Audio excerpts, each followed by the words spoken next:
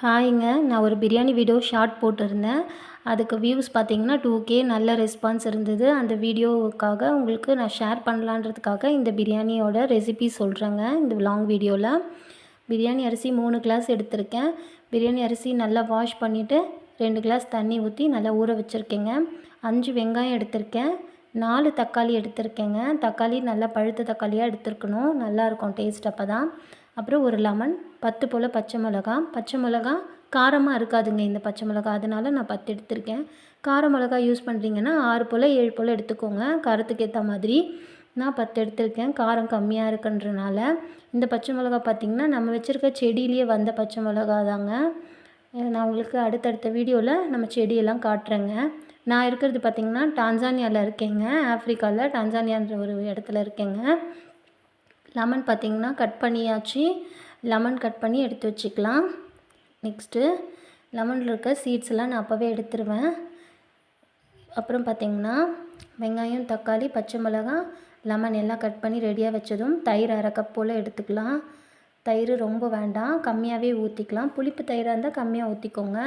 அப்புறம் இஞ்சி பூண்டு பேஸ்ட்டு 3 ஸ்பூன் யூஸ் பண்ணுறேங்க நான். 3 ஸ்பூன் எடுத்து வச்சுருக்கேன். புதினா பார்த்திங்கன்னா இதுவும் நம்ம வீட்டு செடியில் இருக்கிறது தான். நம்ம வீட்டு செடியில் என்னென்ன போட்டிருக்கேன்ட்டு அடுத்த வீடியோவில் காட்டுறேங்க. அப்புறம் பார்த்திங்கன்னா நாட்டுக்கோழி தாங்க இங்கே கிடைக்கும். நாட்டுக்கோழி தான் நம்மளுக்கு இங்கே எப்போவுமே கிடைக்கும். பாய்லர் சிக்கன் கிடைக்காது. அதை வேக வச்சு எடுத்துக்கலான்றதுக்காக அதுக்கு உப்பு சேர்த்து, மஞ்சத்தூள் சேர்த்து, இஞ்சி பூண்டு போட்டு வேக வச்சு எடுத்துக்கலாம். மஞ்சத்தூள்லாம் போட்டு நல்லா வாஷ் பண்ணி எடுத்திருக்கேன்.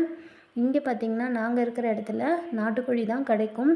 பாய்லர் கோழி கிடைக்காது. நீங்கள் பாய்லர் கோழி யூஸ் பண்ணுறதா இருந்தால் ஸ்ட்ரெயிட்டாக நீங்கள் பிரியாணிக்கு யூஸ் பண்ணிக்கலாம். வாஷ் பண்ணிவிட்டு நான் இந்த எண்ணத்தில் தாங்க பிரியாணி இன்றைக்கி செய்ய போகிறேன். நெய் விட்டுக்கலாம். நெய் ரொம்ப கம்மியாக தாங்க நான் யூஸ் பண்ணுவேன். அப்புறம் எண்ணெயும் கம்மியாக தான் யூஸ் பண்ணுவேன். ஏன்னா நம்மளுக்கு சிக்கன்லேயே நிறைய எண்ணெய் விடும் இல்லையா, அதனால் எண்ணெய் திட்டமாக தான் யூஸ் பண்ணுவேன். ஸ்பைசஸ்லாம் போட்டுக்கலாம்.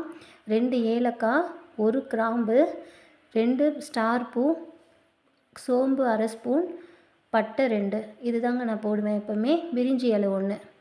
அப்புறம் வெங்காயம் சேர்த்துக்கலாங்க. வெங்காயம் கிறிஸ்பியாக வதக்கணும்னு அவசியம் இல்லை. நான் செய்கிற மெத்தட் வந்து நல்லா சாஃப்டாக இருந்தாலே போதும். ரோஸ் கலரில் இருக்கணும்ல வெங்காயம், அந்த அளவுக்கு இருந்தாலே போதுங்க. கண்ணாடி பதம்னு சொல்லுவோம் இல்லையா, அந்த அளவுக்கு இருந்தாலே போதும். அப்போ பார்த்திங்கன்னா 2 ஸ்பூன் இஞ்சி பூண்டு பேஸ்ட்டு சேர்த்துக்கலாங்க. ஆல்ரெடி 1 ஸ்பூன் வந்து நம்ம கோழி வேக வைக்கிறதுக்காக யூஸ் பண்ணிக்கிட்டோம் இல்லையா, சிக்கன் வேக வைக்கிறதுக்கு யூஸ் பண்ணனால இதில் 2 ஸ்பூன் யூஸ் பண்ணிக்கலாம்.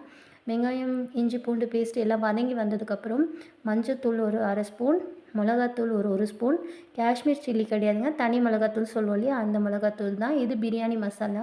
பிரியாணி மசாலா வேணும்னா கமெண்ட்டில் சொல்லுங்கள், கண்டிப்பாக ரெசிபி ஷேர் பண்ணுறேன். அடுத்தது 1/2 லெமன் போல் பிழிஞ்சு எடுத்துக்கிட்டேங்க. தயிர் எடுத்து வச்சுருந்தோம் அதையும் நான் அதில் சேர்த்துக்கிட்டேன். தக்காளி லாஸ்ட்டாக தாங்க சேர்ப்பேன். வெங்காயம், தக்காளிலாம் லாஸ்ட்டு. வெங்காயத்தோடு தக்காளி எப்போவுமே சேர்க்க மாட்டேன், அது லாஸ்ட்டாக தான் சேர்ப்பேன். கைப்பிடி அளவு புதினா, இதெல்லாம் போட்டு நல்லா கலந்து விட்டுக்கலாங்க. அடி பிடிக்காத அளவுக்கு நல்லா வதக்கி வெங்காயம்லாம் வெந்து நல்லா குழைய வர வரைக்கும் நல்லா வதக்கிக்கலாம் எண்ணெயோடு சேர்த்து. இது வதங்கி வர்றதுக்குள்ளே சிக்கன் வெந்துருச்சான்னு செக் பண்ணிக்கலாங்க. சிக்கனும் சைடில் நம்மளுக்கு குக்கரில் போட்டிருந்தோம் இல்லையா, அதுவும் வெந்துட்டுருக்கோன்னு நினைக்கிறேன். அதையும் ஒரு வாட்டி பார்த்துடலாம். சிக்கனும் நல்லா வெந்து வந்துருச்சுங்க. சிக்கனும் நல்லா வெந்து வந்துடுச்சு. அதுலேயே நிறைய எண்ணெய் இருக்குது. அரிசி ஊறிடுச்சான்னு செக் பண்ணுறேங்க. அரிசி ஊறிடுச்சான்னு பார்க்குறதுக்கு ஒரு அரிசி எடுத்து உடச்சி பார்ப்பேன்.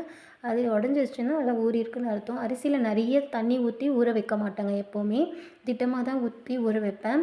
அப்புறம் தேவையான அளவு உப்பு. ஆல்ரெடி நம்ம சிக்கன் வேக வைக்கிறதுக்கு உப்பு சேர்த்துருக்கோம், அதனால் நான் வந்து பிரியாணிக்கு கம்மியாக தாங்க சேர்க்குறேன். ஆல்ரெடி சிக்கனில் உப்பு இருக்குன்றனால பிரியாணிக்கு நான் கம்மியாக தாங்க எப்பவுமே உப்பு சேர்த்துக்கிறேன். இப்போ திரும்பவும் நல்லா வதக்கி விட்டுறேன். இந்த எண்ணெய் பிரிஞ்சு வர இதில் சிக்கனை நம்ம அதில் கலந்துக்கலாங்க. கிரேவியில் சிக்கனை நல்லா கலந்து விடலாம். வெங்காயம், தக்காளி அந்த கிரேவியோட சிக்கன் நல்லா கோட் ஆகி வரணும். நல்லா கலந்து விடுவோம். எண்ணெய் பிரிஞ்சு வரணும். ஆல்ரெடி நம்மளுக்கு சிக்கன்லேயும் எண்ணெய் இருக்கும், நம்மளும் ஊற்றிருக்கோம். அதெல்லாம் எண்ணெய்லாம் பிரிஞ்சு வர அளவுக்கு நல்லா கலந்து விடலாங்க, கைவிடாத. கொஞ்சம் புதினா இருந்தது, அதையும் போட்டுட்டு மூடி போட்டு ஒரு 10லேருந்து 15 நிமிஷம் கொதிக்க விட்டேங்க. அது கொதித்து வந்ததுன்னா நல்லா சிக்கனோட வெங்காயம் தக்காளி கலந்துருக்கும் இல்லையா, அப்போ வந்து பார்த்திங்கன்னா ரைஸ் சேர்த்துக்கலாங்க. நம்ம ரைஸ் பார்த்திங்கன்னா பொறுமையாக எடுத்து போடலாம். இந்த ஸ்டேஜில் பார்த்திங்கன்னா நம்ம வந்து ரைஸை சேர்த்துக்கணும். ரைஸ் நல்லா சேர்த்துட்டு புதினா இன்னும் கொஞ்சம் இருந்தது அதையும் போட்டுட்டு நல்லா ரைஸ் உடையாத அளவுக்கு கிளறி விடணும். ரொம்ப போட்டு கிளற வேண்டாம். ரைஸ் உடையாத அளவுக்கு கிளறிட்டு சிக்கன் எல்லாம் மேலே எடுத்துகிட்டு வந்துடலாம். கீழே எந்த சிக்கன்லாம் பீஸ்லாம் இருக்க வேண்டாம். தண்ணி பார்த்திங்கன்னா சம அளவு இருக்கணும். ரைஸ் முழுகிற அளவுக்கு தண்ணி இருந்தால் போதும். தம் போட்டு ஒரு 20 மினிட்ஸ் சிம்மில் வச்சுருந்தேன். அதுக்கப்புறம் எடுத்து பார்க்கும்போது தண்ணியெல்லாம் நல்லா அப்சர்வ் ஆகிட்டு பிரியாணி பொலன்னு நல்லா சூப்பராக வந்திருந்ததுங்க. நிஜமாகவே டேஸ்ட் ரொம்ப நல்லா இருந்தது. வீட்டில் எல்லாருக்கும் ரொம்ப பிடிச்சிருந்ததுங்க. பாருங்கள், ரைஸ் எல்லாம் ஒட்டவே இல்லை, குழையவும் இல்லை. நல்லா தனித்தனியாக ரைஸு நல்லா சூப்பராக வந்திருந்தது. என் பொண்ணுக்கு தான் ஃபஸ்ட்டு கொடுத்தேன். அவள் சாப்பிட்டு பார்த்தா ரொம்ப நல்லா இருக்குன்னு சொன்னால். நிஜமாகவே சூப்பராக இருந்ததுங்க.